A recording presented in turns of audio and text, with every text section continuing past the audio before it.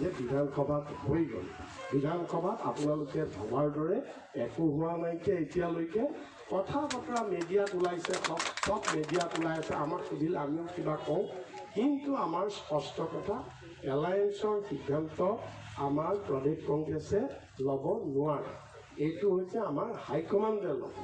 আমি প্ৰদেশ কংগ্ৰেছে পৰামৰ্শ দিব পাৰোঁ, আমি কিবা পৰামৰ্শ দিব পাৰোঁ, কিন্তু আমাৰ পৰামৰ্শ নুশুনিবও পাৰে, নামানিবও পাৰে। হাইকমাণ্ডে বিভিন্ন ধৰণে বিচাৰ বিবেচনা কৰিব। সেইকাৰণে আপোনালোকে সেইটো কথা এতিয়া ভাবিব নালাগে। আপোনালোকে কংগ্ৰেছ কৰক, কংগ্ৰেছ শক্তিশালী কৰক।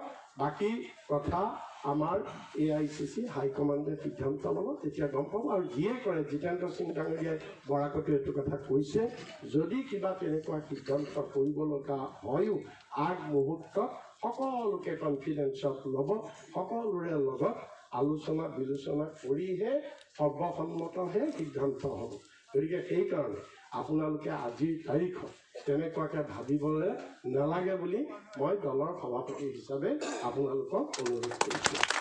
মই আৰু দীঘলীয়া নকওঁ, মইতো আহি থাকোঁ। আমি যেতিয়া ডাঙৰ মিটিং আমি দিম, তেতিয়া আমি আহিম। এতিয়া আপোনালোকে বিধানসভা নিৰ্বাচনৰ কাৰণে কংগ্ৰেছ কৰক, কংগ্ৰেছৰ কাৰণে প্ৰস্তুত কৰক। এইখিনি কৈ সকলোকে ধন্যবাদ জনাইছোঁ।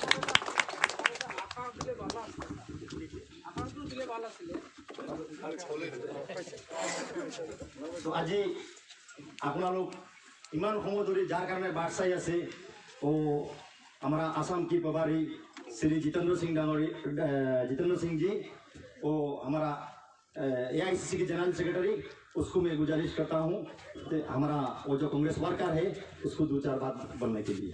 Thank you. सम्मानीय प्रदेश कांग्रेस कमेटी के सम्मानीय अध्यक्ष श्री रिपुन बोरा साहब,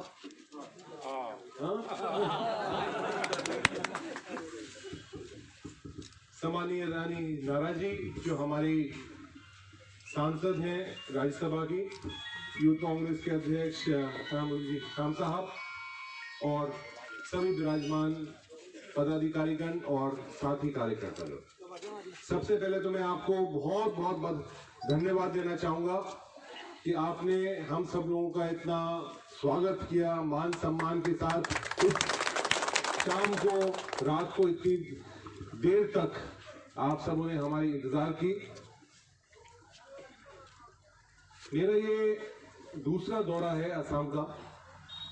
पहले दौरे में हमने डिब्रूगढ़ से हमने दौरा शुरू किया था और डिब्रूगढ़ से होते हुए और बरबेटा तक पूरा रोड से हम पूरा नौगांव, जोरहाट पूरा होते हुए नीचे तक गए।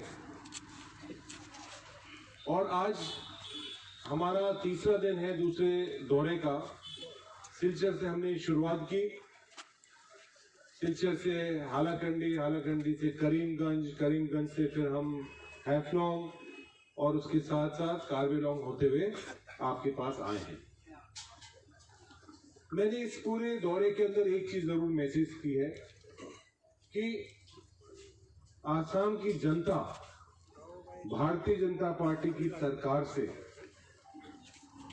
दुखी हो चुकी है और अब तो सर के ऊपर से पानी जाने लगा है। इसका मतलब आप समझते हैं कि हर व्यक्ति डूब रहा है, क्योंकि जिस तरह की राजनीति वो देश के अंदर और आसाम के अंदर चला रहे हैं, धर्म के नाम पर, जाति के नाम के ऊपर, बिरादरी के नाम के ऊपर, हम सब लोगों का जो भाईचारा है, हम सब भारतीय हैं, हम सबों के अंदर लाल रंग का खून दौड़ता है, उस भाईचारे को खत्म करने का प्रयास किया जा रहा है। और ऐसे लोग जो वोट के लिए देश को तोड़ रहे हैं, प्रदेश को तोड़ रहे हैं, और जिस तरह से आज का तो दिन भारत बंद का दिन है, आप देख रहे हो पूरा का पूरा देश बेच चुके हैं। और उसके बाद जो हमारे किसान हैं, जिनकी वजह से हमें खाना मिलता है, हमारे अन्न आता है, उनको भी ये बड़ी बड़ी कंपनी को बेचना चाहते हैं। आसाम के अंदर 4.5 साल के अंदर, आप खुद हमारे अभी साथी बता रहे थे, रोड नहीं बने हैं, अस्पताल के अंदर डॉक्टर नहीं है, स्कूल के अंदर टीचर नहीं है। आज 4.5 साल के अंदर मैं पूछ के परेशान हो गया हूं इन सब इलाकों के अंदर कि एक तो कोई योजना बता दे जो भारतीय जनता पार्टी की सरकार ने खुद ने उसके बारे में सोचा हो और खुद ने बना दिया हो। एक ऐसी योजना नहीं है।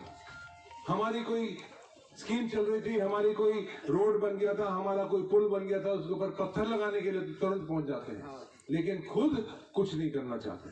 अब चुनाव आ गया है तो उसके बाद फिर वापस उनकी वो मशीन चालू हो जाती है कि किस तरह से धर्म के नाम पर, जाति के नाम पर, बिरादरी के नाम के ऊपर किस तरह से लोगों को वापस वोट लेने का प्रयास करो। तो मैं आप सबों को निवेदन ये करने आया हूं कि ये चुनाव हमारे देश का चुनाव है, हमारे प्रदेश का चुनाव है और प्रदेश का और भाईचारे का चुनाव है। इसमें कोई कांग्रेस और कोई एमएलए बन रहा है या कोई बड़ी बात, कोई मंत्री बन रहा है, मुख्यमंत्री है, उसका कोई लालच का चुनाव नहीं है। ये अस्तित्व का चुनाव है, आसाम के अस्तित्व का चुनाव है। आपके जो छोटे छोटे बच्चे हैं, आपके हमारे जो भाई हैं, इनका फ्यूचर का चुनाव है, इनका भविष्य का ये चुनाव है। तो इस चुनाव के अंदर पूरे प्रदेश के अंदर एक लहर चली हुई है, सरकार के खिलाफ एक माहौल बना हुआ है, लेकिन हम सब लोगों को गांव में, बूथ में, घरों के अंदर जाना पड़ेगा, क्योंकि चुनाव के नजदीक सोशल मीडिया और बहुत सारे इनके जो यंत्र हैं झूठ चलाएंगे, सच चलाएंगे, किसका कोई भाषण चला देंगे, वहाँ क्या हो रहा है, दूसरे देश में क्या हो रहा है, पाकिस्तान में क्या हो रहा है, बांग्लादेश में क्या हो रहा है, श्रीलंका के अंदर क्या हो रहा है, ये सब तरह की चीजें, सब तरह की अफवाहें चलेंगी। तो हमारा दायित्व बनता है कि कांग्रेस की हम सरकार वापस लेके आए। मैं बहुत बहुत बधाई देना चाहूँगा कि आपने जिला परिषद के अंदर, ब्लॉक के अंदर आपने बहुत अच्छा प्रदर्शन करा है और मैं तो इस बात को हैरान हूँ कि यहाँ तो लंबे समय से कांग्रेस का एमएलए नहीं होने के बावजूद आपने जो पंचायती राज की जो है चुनाव, उसके अंदर आपने बहुत बड़ा एक हिस्सा लिया है और वो भी बहुत बड़ी बात होती है, क्योंकि पंचायत का जो चुनाव होता है वो एक तरह से ग्रास रूट का चुनाव होता है, वो एक तरह से सेमीफाइनल का होता है चुनाव का। उसके लिए मैं आपको बहुत बहुत बधाई देता हूँ। बाकी बहुत सारी बातें हर बार मैं जहाँ भी मीटिंग के अंदर जाता हूँ तो हमारे जो मीडिया के साथी हैं जो यहाँ भी बैठे हुए हैं और बस इंतजार कर रहे हैं सारे कि कब ये भाषण बंद होगा और कब हम इनसे सवाल पूछेंगे कि अलायंस का क्या हो रहा है। सही है नहीं सही है? ये मेरे भाषण नहीं सुन रहे, ये इंतजार कर रहे हैं कि कब ये बंद होंगे और कब हम पूछेंगे। तो मैं इनको बंद होने से पहले इनको मैं बता देना चाहता हूँ कि देखिए, कांग्रेस पार्टी एक राष्ट्रीय पार्टी है और जनता, कांग्रेस पार्टी जनता के मूवमेंट से शुरू हुई, आजादी के तो एक जो संघर्ष था उससे बनी है। कांग्रेस पार्टी हर व्यक्ति के लिए है। हम कभी किसी को जाति के नाम पर, धर्म के नाम पर, अमीर के नाम पर, ट्राइबल के नाम के ऊपर, किसी और धर्म के ऊपर या किसी कोई भी व्यक्तित्व, हम सब पूरे देश को इतने सालों तक देश को एक रखा तो सिर्फ इसलिए रखा कि सबों का हिस्सा है कांग्रेस पार्टी के, और खास तौर से जो गरीब व्यक्ति है उसका तो ज्यादा हिस्सा है। उन लोगों का हिस्सा है जो लोगों की आवाज पहुंचती नहीं है। बड़े बड़े जो सेठ साहूकार हैं, फैक्ट्री वाले हैं, मोटर गाड़ी बड़ी गाड़ी में चलते हैं, उन लोगों को पास तो सबों के कनेक्शन होते हैं, अपने पैसे के दम से कुछ भी करवा लेते हैं। लेकिन आम आदमी की पार्टी, जो गरीब लोग हैं, किसान हैं, मजदूर हैं, युवा हैं, उनकी पार्टी कांग्रेस पार्टी रही है। और मैं ये निवेदन आपको करना चाहूंगा कि बहुत सारा आजकल जो कुछ महीनों से, जब से मैं यहाँ से इंचार्ज बना हूँ, बहुत तेजी से एक रूमर, अफवाह चलाते रहते हैं कि अलायंस की बात करने लग जाते हैं, गठबंधन की बात करने लग जाते हैं।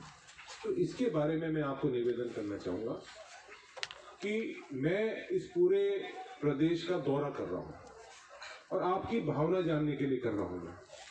जिला कांग्रेस कमेटी से मिल रहा हूँ, ब्लॉक कांग्रेस कमेटी से मिल रहा हूँ, आपका मंडल कांग्रेस कमेटी से मिल रहा हूँ, वहाँ के बूथ कमेटी के लोगों से मिल रहा हूँ, सेल्स एंड डिपार्टमेंट से मिल रहा हूँ, महिला Congress, youth Congress, NSQI, youth brigade, INTUC, इन सब साथियों से मिल रहा हूँ, क्योंकि ये हमारे परिवार के लोग हैं।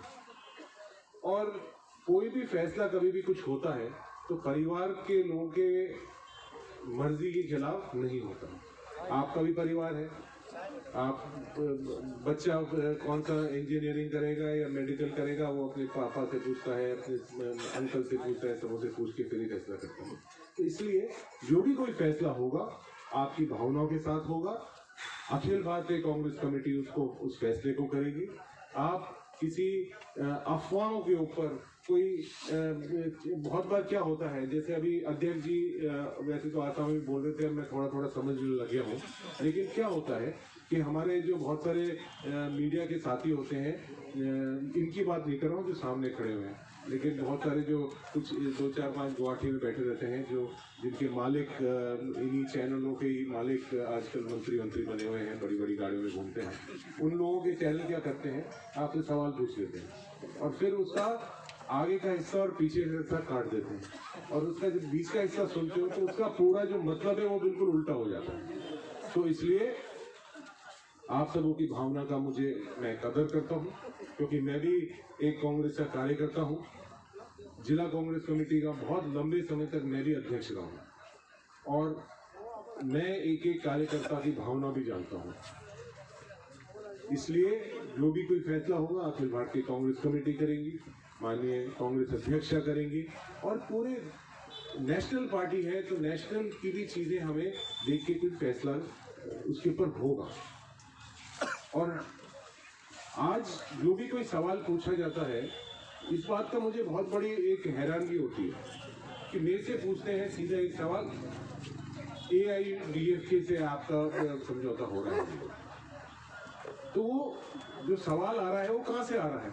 मेरे से क्यों नहीं पूछते हैं कि CPI से क्यों नहीं हो रहा है आपका समझौता? मेरे से कोई नहीं पूछता है कि CPM से क्यों नहीं हो रहा है आपका समझौता? मेरे से नहीं पूछते कि और जो नई रीजनल पार्टी बनी है, की पार्टियां बनी है, उनसे फैसला उनसे क्यों नहीं हो रहा है? क्योंकि बहुत बार ये सारी बातें जो भारतीय जनता पार्टी इसको रूमर के हिसाब से, एक अफवाहों के हिसाब से, वो ही सोशल मीडिया के अंदर, मीडिया के द्वारा, प्रिंट मीडिया के द्वारा वो ही इसको घुमाती रहती है, क्योंकि उसको इन चीजों को चलाने से क्या फायदा हो रहा है वो आप सारे लोग समझते हो। इस बात आप सब लोग समझते हो कि इस तरह के अफवाहों चलाने से क्या वो उनकी मंशा है, क्या उनका फोकस क्या है चुनाव के लिए। तो हमें बहुत संयम से काम लेना है। हमें किसी अफवाहों के ऊपर कोई भी उल्टा सीधा कुछ भी कोई बात होती है उसके ऊपर हमें कोई ध्यान नहीं देना है। कांग्रेस परिवार के आप सब लोग हो, आप सबों की भावनाओं को ध्यान में रखेंगे। कांग्रेस पार्टी किस तरह से मजबूत रहे, और कांग्रेस पार्टी पूरे ही सारे इलाके के अंदर, चाहे वो अपर असम हो, चाहे वो लोअर असम हो, चाहे वो बराक वैली हो, चाहे वो नॉर्थ बैंक हो, चाहे हमारा ये ट्राइबल हिल ट्राइब वाला हो, प्लेन ट्राइब वाला हो, इस पूरे इलाके के अंदर जो भी आपके सबों का मंशा रहेगी उस हिसाब से हम कार्य करेंगे। लेकिन आपसे मैं ये निवेदन करने के लिए आया हूँ, इन सब चीज़ों के ऊपर तो आपको ध्यान देने की जरूरत नहीं है। इस सब चीज़ों को आप भूलिए। आपके बूथ के अंदर, आपके फील्ड के अंदर आप अपना कार्य को शुरू कर दीजिए और मजबूती के साथ कांग्रेस का झंडे को ऊंचा रखिए। यही आज पूरी असम की जनता चाहती है। आप सब लोगों ने मेरी बात सुनी है, उसके लिए मैं बहुत बहुत आपका धन्यवाद देता हूँ। जय हिंद, जय भारत, नमस्कार और सलाम अलैकुम।